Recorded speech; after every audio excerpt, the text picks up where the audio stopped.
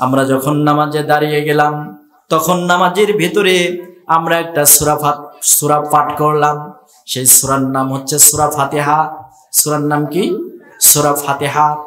অনেকে নামাজের ভেতরে সূরা ফাতিহা পড়ি, কিন্তু সূরা ফাতিহার মানেটা কি? সূরা ফাতিহা কেন পড়লাম, কি জন্য পড়লাম, আজ মুসলমান সেইটা জানে না। সূরা ফাতিহা যখন আমরা পড়লাম, নামাজে যখন আমরা দাঁড়িয়ে গেলাম, মুসলমানদের নিকট সর্বশ্রেষ্ঠ ইবাদত, রউসুল ইবাদত হচ্ছে নামাজ, সালাত। আল্লাহর নবী বলেছে, লা সালাতা ইল্লা বিল ঈমান, যার সালাত নাই তার ঈমান নাই। যার নামাজ নাই তার ঈমান নাই।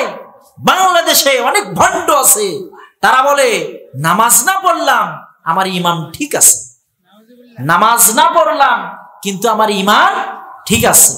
সলিমুদ্দিন মিয়া, তুমি নামাজ না পড়ে ঈমান ঠিক থাকার দাবি করো, তোমার ঈমান তো দূরের কথা, তুমি নামাজই পড়ো না, তোমার ঈমানই তো নাই। কথা বলেন ঠিক কিনা? নামাজে যখন দাঁড়িয়ে গেলেন, নামাজের সময় আপনার এই দুইটা হাত কার দান বলেন তো? আল্লাহর দান।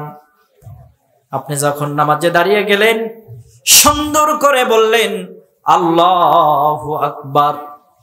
আল্লাহ মহান, এই শব্দের অর্থ কি? আল্লাহ মহান।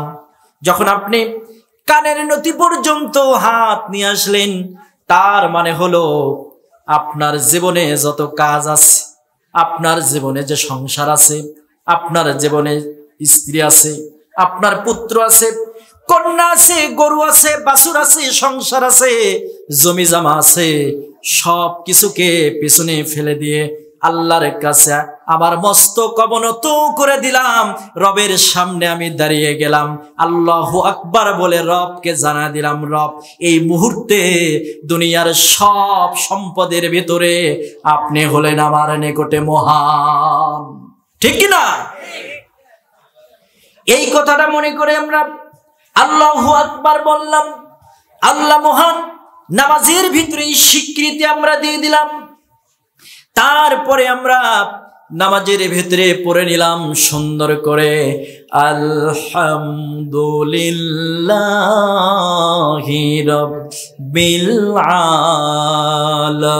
আলামিন। সমস্ত প্রশংসা কার?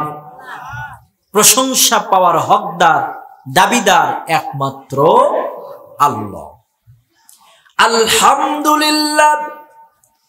হাদিস শরীফে আসছে, এই আলহামদুলিল্লাহর ভিতরে এক নয়, দুই নয়, 8টি হরফ আছে।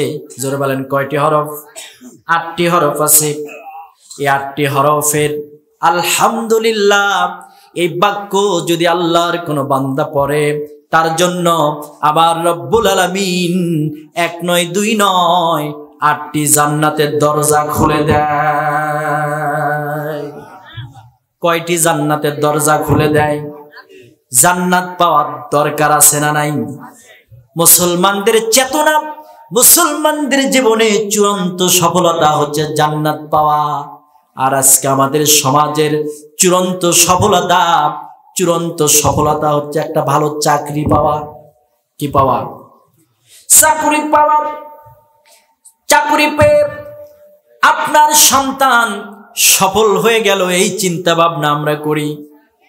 আজকে দেখেন, একবার চিন্তা করেন, ওই চাকরি দিয়ে আপনার সন্তান সফল হলো, 5 বিঘা জমি তৈরি করলেন, আপনি সফল। আপনি স্ত্রীকে সুন্দর গহনা কাটিয়ে দিলেন, আপনি সফল না। সফল কারা? উলাইকা আলা হুদাম মির রাব্বিহিম ওয়া উলাইকা হুমুল মুফলিহুন। সফল হচ্ছে তারাই রবের নিকট থেকে, রবের পক্ষ থেকে তারাই সফল। তারাই সফল যাদের সফলতার চূড়ান্ত স্বরূপ, যারা দুনিয়ার বুকে থেকে আল্লাহর জান্নাত হাসিল করে নিতে পেরেছে। জোরে বলেন সুবহানাল্লাহ। আপনি আমি বুকে হাত দেব, এইভাবে হাত দেওয়ার পরে মনে মনে ভাববো আমি কি জান্নাত পাবো, এটা মনে মনে একটু ভাববেন।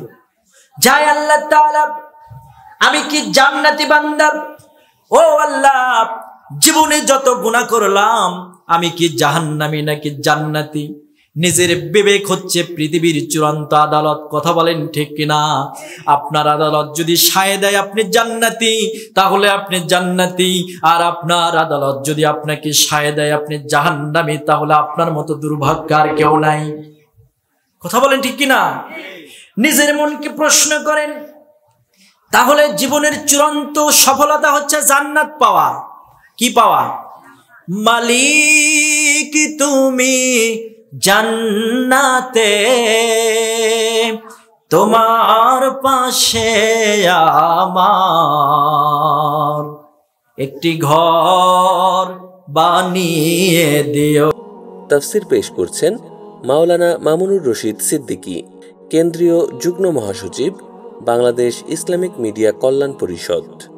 হুজুরের মোবাইল নাম্বার 01712 773951।